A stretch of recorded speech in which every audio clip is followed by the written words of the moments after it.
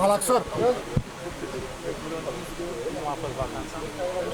A fost o vacanță plăcută, bine meritată. Acum începem treaba, așteptăm să ne cunoaștem noi colegi. Sperăm să facem o treabă bună în acest an. Da, am 2-3 kg, așa e de fiecare dată când vine vacanța, dar în perioada de pregătire am să fiu, până la început am să fiu exact cum trebuie. Mulțumesc! Concurență din nou. Mă și gândeam, avem orientare. Momentan nu, din ce am înțeles o să vină curând sau sunt în discuții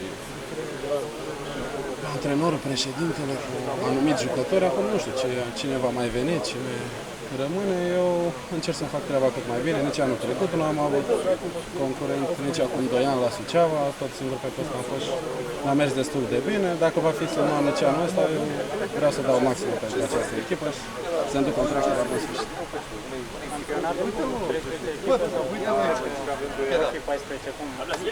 Eu cred că se va găsi până la urmă încă o echipă care se înscrie și vor fi 14 așa cum a fost stabilit la început. Ce am înțeles, câte ăștia și refuzat, deja și Oradea, dar se vadă una din astea două, poate într-un final se vor răzgândi și se vor înscrie.